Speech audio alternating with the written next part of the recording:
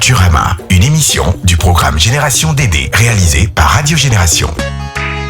Bonjour à tous, c'est avec une voix toujours renouvelée que nous nous retrouvons pour l'émission Culturama. Notre invitée de ce jour est Madame Touré Marcel, elle est coach matrimonial et chef d'entreprise. Avec elle, nous allons parler de l'identité de la femme africaine qui se trouve parfois ballottée entre tradition et modernisme.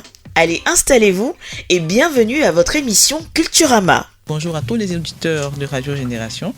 C'est un grand plaisir pour moi de m'adresser à vous aujourd'hui, en cette journée de la journée internationale de la femme africaine.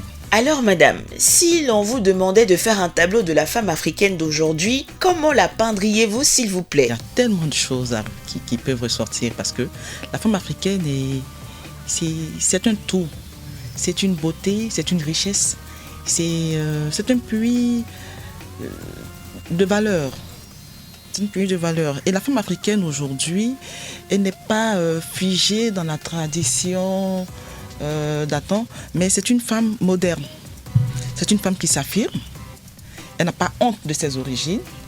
Donc elle s'affirme. Et en fait, elle bénéficie du développement, du progrès de la société. Et au lieu de bénéficier seulement, elle essaie de voir comment y participer.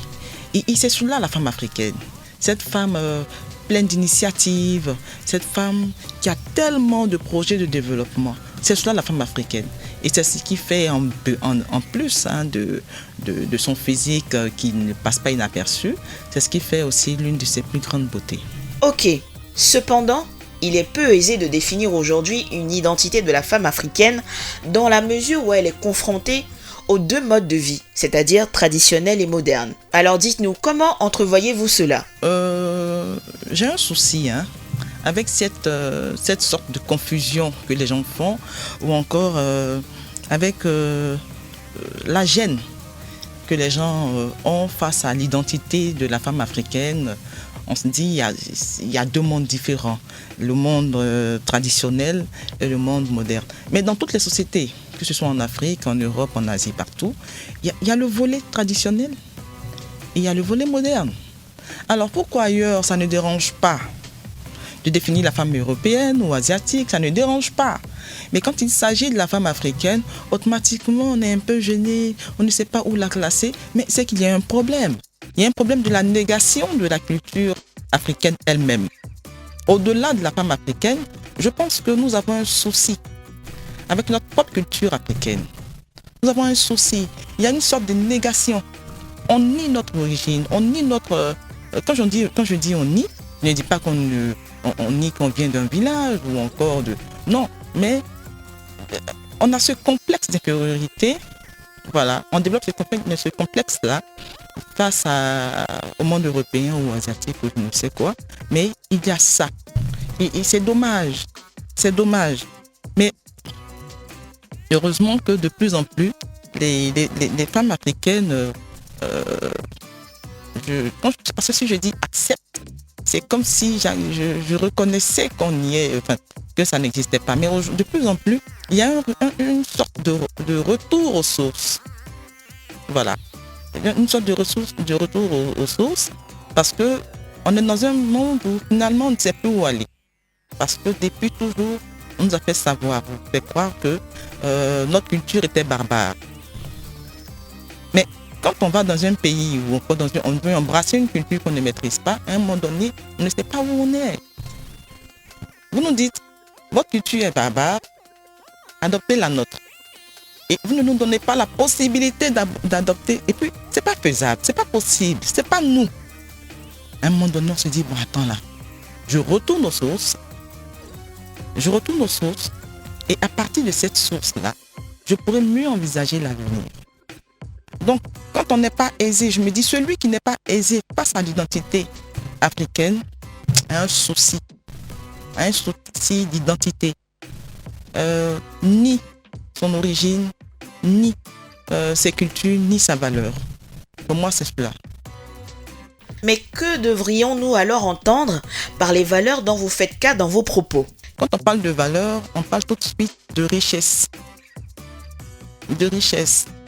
De plus-value. Voilà. Et les richesses, nous avons la richesse culturelle. Et comme je le disais précédemment, on nous a fait croire que l'Afrique n'était pas organisée. Il n'y avait pas une certaine organisation sociale et politique. Mais ce n'est pas vrai. Nous avions nos rois. Nous avions nos rois, nous avons nos reines, nous avons nos princes. Il y avait des castes qui étaient bien définies. On savait que tel enfant qui naît hérite demain de son... Aujourd'hui, c'est en Angleterre qu'on voit dans les autres pays où il y a... Mais en Afrique, il y en avait. Et c'était défini. Mais avec l'indépendance, je ne dis pas que c'est pas bon, mais avec l'indépendance, nous avons confondu toutes ces valeurs. Lorsque nous prenons le livre Les soleils des indépendances, mais nous voyons ici la désorganisation sociale qui a eu lieu. L'esclave qui monte sur le cheval pendant que le prince est à terre. Mais c'est aberrant. Nous, on avait toute cette organisation politique qui existait. C'était ça, une valeur. C'était ça. Aujourd'hui, nous lignons cela. Hein? Il y a la valeur socio-éducative. Nos mamans à la maison, on disait non, les femmes n'ont pas droit à la parole, elles n'ont pas. Mais cet homme qui est chef de famille, il était éduqué par qui? Qui lui a transmis toutes ces valeurs pour qu'il puisse tenir son foyer pendant 40 ans, 50 ans sans divorcer? Qui lui a transmis ces valeurs? Mais c'est la femme. C'est la mère qui, à la maison, a tenu le foyer pendant que papa était au champ. Ou bien était sur la place publique. Mais c'est la femme qui était tenue de veiller sur l'éducation des enfants. Quand c'est raté pour toute la société. Elle veillait à ce que son enfant ne soit pas celui-là qui désorganise la société.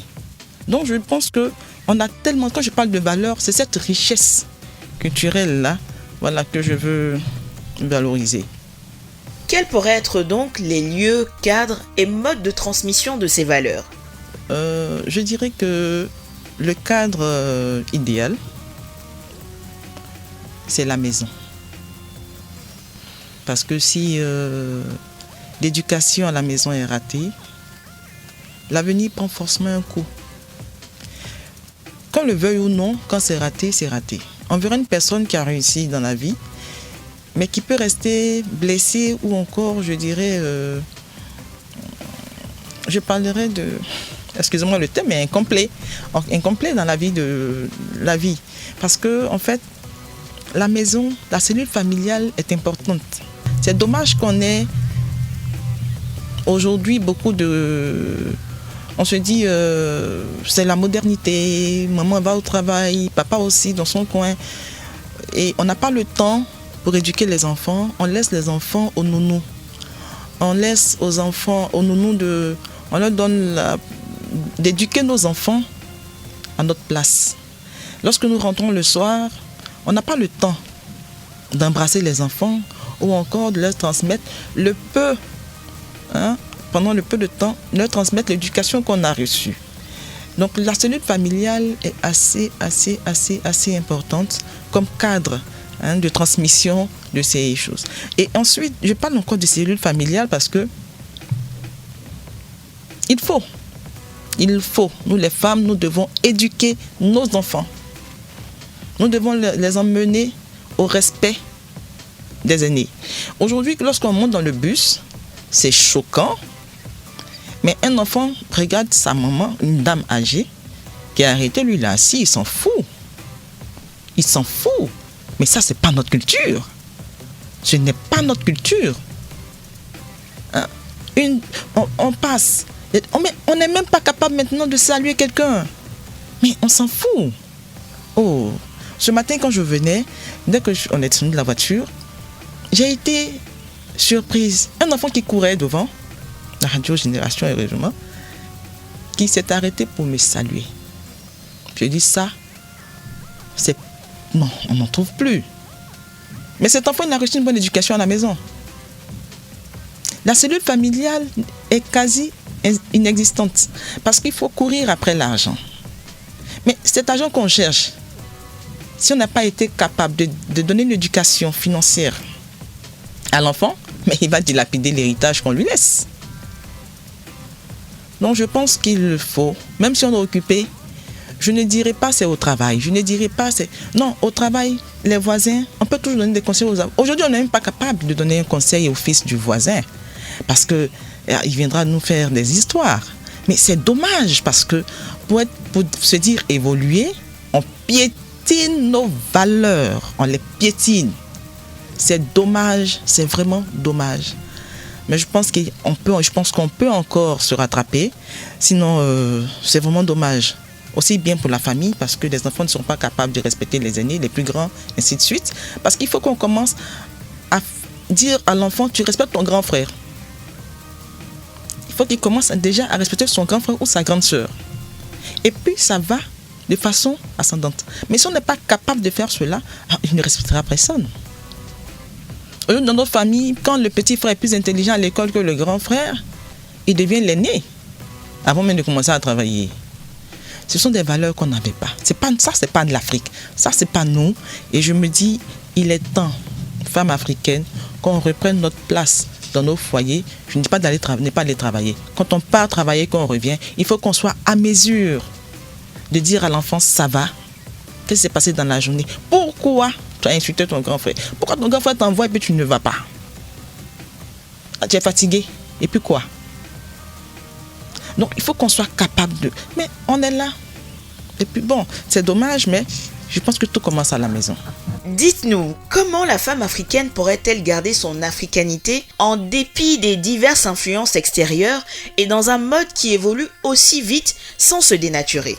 Je pense que tout part de l'acceptation et de la reconnaissance de son identité personnelle. Je parlerai d'identité personnelle d'abord. Parce que si tu n'acceptes pas qui tu es, n'acceptes pas tes origines, tu ne vois pas ce que tu as comme culture, comme une valeur à mettre en évidence, ça ne marchera pas. Tu seras forcément influencé. Donc, excusez-moi, je dirais que il faut toujours savoir d'où on vient et aimer nos origines, les accepter.